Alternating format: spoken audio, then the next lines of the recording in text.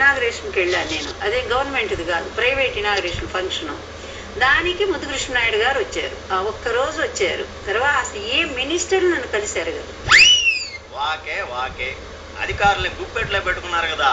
చెప్పండి అమ్మా, చెప్పండి. నాకు ఎవరున్నారో కూడా తెలియదు నిజం చెప్పాలంటే. ఎన్టీఆర్తో పనిచేసిన ఒక జయప్రకాష్ నారాయణ అంటే పర్సనల్ ఇక ఆయన రోజు మాతో పాటు ఆయన టిఫిన్ చేసేవారు వచ్చి, మార్నింగ్ వచ్చి. ఆయనతో ఒక్కరితో నేను మాట్లాడుతూ ఉండేదాన్ని. అలాగే కమిషనర్, సిటీ కమిషనర్ అప్పారావు గారు ఉన్నారు, ఆయనతో మాట్లాడేదాన్ని. ఎందుకంటే ఎక్కడ ఏదైనా మహిళలకు సమస్యలు వస్తే వెంటనే నాకు ఫోన్ చేసేవాడు ఆయన. అట్లా నేను ఆ విషయాలుంటే ఆయన నాకు ఫోన్ చేసేవాడు తప్ప అసలు ఏ అధికారి ఎవరున్నారో కూడా నా పేర్లు కూడా తెలియదు. సరేనమ్మా, మీ దగ్గరికి మంత్రులు రాలేదు, అధికారులు తెలియదు, వాకే. మున్సిపల్ చైర్మన్లతో సన్మానం చేయించుకుని నగలు నట్రా తీసుకుని ఉండలా? అదంతా ఓపెన్ గా జరిగిందేగా. నవ్వితే ఎలా మేడం? కొన్ని విషయాలు జనానికి తెలియాలి తల్లి. చెప్పమ్మా చెప్పు. నగలు ఇచ్చుండ్లా? సన్మానాలు ఇప్పుడే సీడీలు దొరుకుతాయి మీకు. వాళ్ళు మాకు దండలు తప్ప ఏమన్నా వేసారేమో. దండలతోనే సరిపెట్టారు. సరే, సన్మానం చేయడానికే మీకున్న క్వాలిఫికేషన్ ఏందమ్మా? ఎందుకంటే ఈ పార్టీ అందరి గెలుపు కోసం నేను కృషి చేశా గనక వాళ్ళు మున్సిపల్ చైర్మన్లు, తర్వాత బీసీ ఎస్సీ వాళ్ళు వీళ్ళంతా కూడా మాకు 2 సార్లు సన్మానం చేశారు భార్యాభర్తలు తీసుకెళ్ళి. ఇది ఓపెన్ రవీంద్ర భారతిలో వాళ్ళు మాకు దండా శాలువ. అవునా? మరి నగలో నట్రా తీసుకున్నారనే అప్పట్లో వార్తలు గుప్పమన్నా ఎందుకమ్మా? అదే నేను చెప్తున్నా, ఒక కుట్ర ప్రకారంగా. అదా సంగతి. మార్కులు నాగపణి శర్మతో కవితలు రాయించుకొని ఉండలా? మీరు ఒక్కటి వినండి, మా పైన మేము కవిత్వాలు రాయించుకోవాల్సిన అవసరం ఉంది. వద్దంటే రోజు ప్రదక్షిణాలు చేసేవాళ్ళు క్యూలు కట్టి నిలబడితే వందల వేల మంది మీ తెల్లవారేసరికి అసలు గేటు ముందు ఒక పెద్ద వెంకటేశ్వర స్వామి గుడికి వచ్చినట్టు ఓ సంరంభం. అమ్మని చూడాలా, అయ్యను చూడాలా. ఇంత విపరీతంగా వాళ్ళంతటా వాళ్లే మా మీద ఓ పుస్తకాలు రాసేసి మాకు ఇస్తుంటే ఒక అనామకుడే నాగపణి శర్మతో మేము పెద్ద కవిత్వం చెప్పించుకోవాల్సిన అవసరం మాకేమన్నా? ఏంది నాగపణి అప్పుడు అనామకుడా? ఆయన ఎవరైతే నాకేంది గానే, అన్నగారు ఉన్నప్పుడు తమరు మహారాణిలా ఎలుగొందలా? చెప్పొదినా? అది అసలు ఎక్కడ వెలుగుంది నేను. మరి ప్రచారం ఎందుకు జరిగిందమ్మా?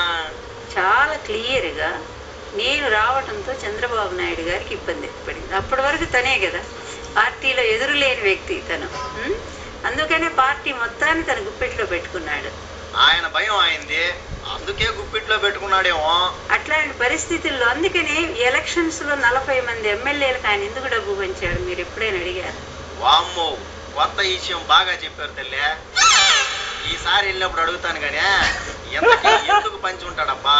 40 మంది ఎమ్మెల్యేలకి వెళ్ళి ప్రత్యేకంగా ఆయన ఎందుకు డబ్బు పంచుకోవాల్సి వచ్చింది అంటే కొంచెం బొటాబటీగా వస్తే అప్పుడే ఆ 40 మంది ఎమ్మెల్యేలు విడదీసుకొని నువ్వు వేరే గవర్నమెంట్ లేకపోతే కాంగ్రెస్ అప్రోచ్ అయ్యి నువ్వు ఫామ్ చేయటమో వాళ్ళకి సపోర్ట్ ఇచ్చి ఎన్టీఆర్ రాకుండా చేయాలని కుట్ర ఎన్నికల ముందే ప్రారంభమైందా లేదా? అమ్మ చంద్రబాబు కుర్చీ లాగడానికి బీజం అప్పుడే వేసాడా? వామ్మో, నువ్వో విషయం చెప్పమ్మా.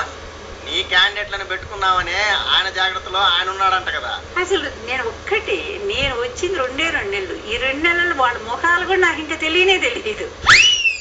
అసలు తెలియదు. ఎవరో ఏంటో కూడా జిల్లాలో ఏమున్నారో కూడా నాకు తెలియదు. అంత డైరెక్ట్ గానే జరిగింది కదా. వాకే నాకు భలే నవ్వు వస్తుంది. నవ్వమ్మా, బంగారు పువ్వమ్మా, హాయిగా నవ్వుకోతలే. అవును, అన్నగారు సీఎం గా ఉన్నప్పుడు బాగా సంపాదించామంట కదా, ఆ సంగతి ఏంది? అన్నిటికీ ఛాలెంజ్ చేశాను నేను. ఈ రోజు కాదు, సభలో అప్పుడు అసెంబ్లీలో 2 సార్లు నేను ఈ విషయం మీద సభను స్తంభింపజేశాను.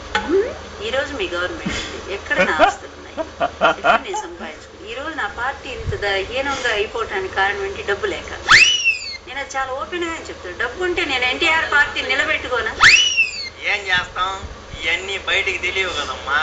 ఇంకో విషయం, నిన్ను నమ్మి చాలా మంది డమ్మాలు కాలా. నేను ఎవరిని నమ్మటం కాదు, జరిగిందంతా చాలా. నా జీవితం అనేది ఓపెన్ బుక్, అసలు సీక్రెట్ అనేది తావే లేదు. ఆ బుక్ అంతా తర్వాత తీరిగ్గా చదువుతాంలేమ్మా. అన్నగారు దాచిపెట్టిందంతా దోసేయలే. చనిపోయిన తర్వాత 2 రోజులు అసలు నాకు తాళం కూడా దొరకలేదు ఈ రూమ్ తీద్దామంటే. జరిగింది చెప్తున్నాను. అప్పుడే చెప్పాను. తర్వాత ఏమైందంటే ఎన్టీఆర్ కొడుకులు మాకు ఆ ఇంట్లో మా ఎంత ఉన్నాయి మేము తీసుకోవాలని చెప్పి వాళ్ళు వచ్చారు ఇంటి మీదకి. ఆ టైంలో నేనేం చేశానంటే ఏం చేయాలి, ఉన్నది కాస్త నేను రక్షించుకోవాలి, లేకపోతే నేను రోడ్డును పడతాను, నాకు అసలు ఏమి లేదు. అవును నిజమే, కొంతైనా రక్షించుకోవాలి. మాక్సిమం 3 lakhs కంటే ఇవ్వాల, అది కూడా ఒక 40-50 మంది క్యాండిడేట్స్కి ఇవ్వగా కొంత డబ్బు మిగిలిపోయింది ఇంట్లో.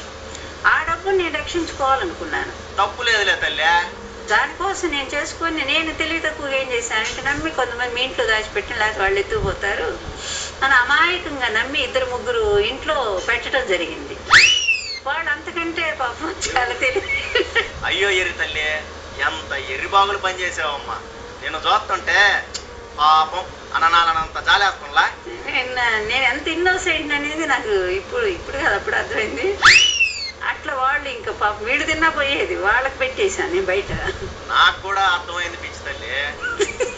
ఎందుకే ఎవరెవరు డబ్బు నొక్కేశారు? వీళ్ళే మాకు బాగా కుటుంబ సభ్యులుగా ఉన్నాళ్ళు. సుచిత్ర కృష్ణరాజు గారు, తర్వాత డాక్టర్ అనిల్ ఒకడు ఎదవ, తర్వాత బాబురావు, గద్దె బాబురావు ఒకడు. మరి వీళ్ళు బాగా మాకు, ఎందుకంటే కుటుంబ సభ్యుల వాళ్ళ పిల్ల మా ఇంట్లోనే ఉండేది, పెంపుడు కూతురులా బాబురావు గారి కూతురు. అసలు అన్నా చెల్లెళ్ళు అనుకుంటే బాగుండేవాళ్ళం మేము. నన్ను ఆడపడుచులా చూసేవాళ్ళు, బాగుండే అంటే కుటుంబానికి దగ్గరైన వాళ్ళు. అలా నెహ్రూ ఇట్లా ఈ నలుగురికి నేను నాకు తెలియదు అసలు దైవ సాక్షిగా నా భర్త పాదాల సాక్షిగా అసలు అందులో ఎంత డబ్బు ఉందో కూడా నాకు తెలియదు. ఆ తాళాలు కనపడలా. మరీ అంత ఒట్టేసి చెప్పనవసరం లేదులే సిట్టి తల్లి.